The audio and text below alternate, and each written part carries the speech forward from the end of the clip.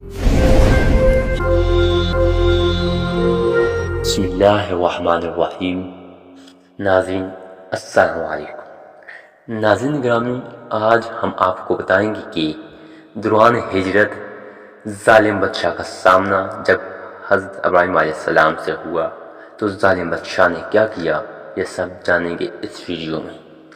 حضرت ابراہیم علیہ السلام نے اپنی زوجہ حضرت سارہ رضی اللہ تعالی عنہا کے ساتھ عراق سے شام کی طرف براستہ مصر ہجرت فرمائی۔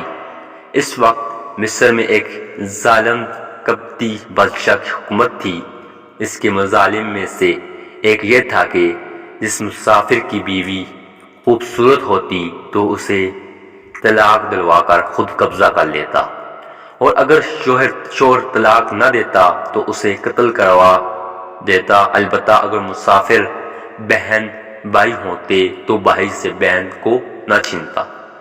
سفر ہجرت کے دوران جب حضرت ابراہیم علیہ السلام اور حضرت سارہ رضی اللہ تعالی عنہا کا اس کی سلطنت سے گزر ہوا تو انہوں نے بھی دیگر مسافر جیسا سلوک کا سامنا ہوا۔ چنانچہ حدیث پاک میں ہے کہ جب حضرت ابراہیم علیہ السلام نے حضرت سارہ کے ساتھ ہجرت کی تو آپ ان کے ساتھ ایک بستی میں داخل ہوئے جس میں ایک بادشاہ ظالم کی حکومت تھی۔ اس سے بتایا گیا کہ حضرت ابراہیم علیہ السلام ایک حسین ترین عورت کے ساتھ بستی میں داخل ہوئے ہیں۔ اس ظالم نے آپ علیہ السلام کے پاس پیغام پہنچا کر، اے ابراہیم، تمہارے ساتھ جو عورت ہے اس کا تم سے کیا رشتہ ہے؟ فرمایا، یہ میری دینی بہن ہے۔ پھر آپ علیہ السلام حضرت سارہ کے پاس آئے اور کہا، تم میری بات کو نہ جھٹلانا، میں نے انہیں یہ بتایا ہے کہ تم میری دینی بہن ہو۔ اللہ کی قسم، اس سرزمین پر میرے اور تمہارے سوا اور کوئی مومن نہیں ہے۔ مراد یہ ہے کہ اس ایمانی اور دینی رشتے سے میں نے بہن کہا ہے۔ پھر اس ظالم بادشاہ نے حضرت سارہ کو اپنے پاس بلا لیا۔ وہ انہیں پکڑنے کے لیے کھڑا ہو کر تو آپ رضی اللہ تعالی عنہ نے اٹھ کر وضو کیا اور نماز پڑھ کر یہ دعا کی، اے اللہ، اگر میں تجھ پر اور تیرے رسول پر ایمان لائی ہوں اور میں نے اپنے شوہر کے ماں سوائے اپنی عصمت کی حفاظت کی ہے تو تم اس کافروں کو مجھ سے مسلط نہ کرنا۔ اس دعا کے بعد اس کافر کا دم گھٹ گیا، اس کے گلے سے خرخراہٹ کی آواز نکلی اور بے چینی سے اپنے پاؤں زمین پر مارنے لگا۔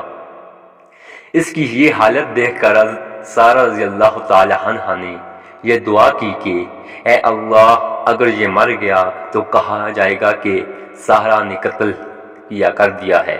اس دعا کی برکت سے بچہ ٹھیک ہو گیا، لیکن پھر بری نیت سے آپ رضی اللہ تعالی عنہ کی طرف بڑھا تو آپ نے اٹھ کر وضو کیا اور پھر نماز پڑھ کر یہ دعا کی، اے اللہ، اگر میں تجھ پر اور تیرے رسول پر ایمان لائی ہوں اور میں نے اپنے شوہر کے ماں سوائے اپنی عصمت کی حفاظت کی ہے تو اس کافر کو مجھ پر مسلط نہ کرنا۔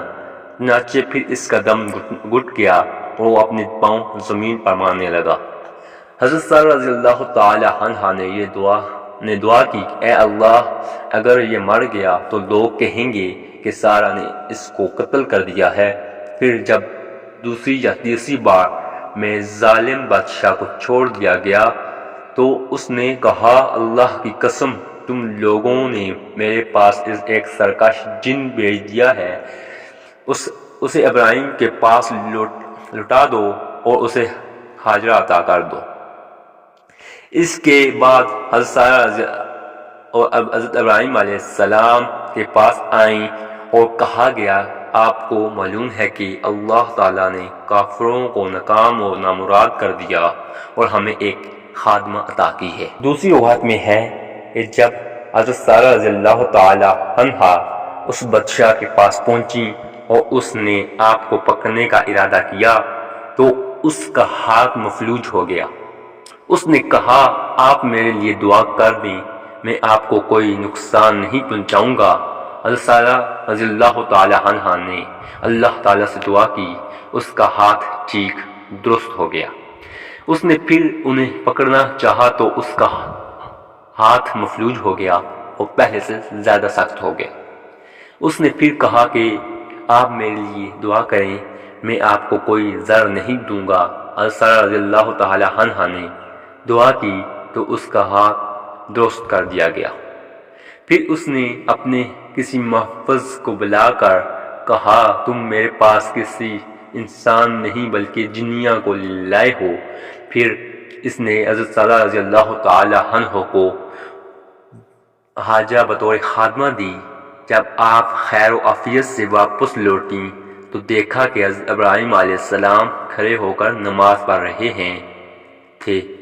انہوں نے ہاتھ کے اشارے سے پوچھا، کیا ہوا؟ عرض کیا، اللہ تعالیٰ نے اس کافر و فاجر کی سازش کو اس کے اوپر پلٹ دیا اور اس نے ہاجرہ بطور خادمہ دی ہے۔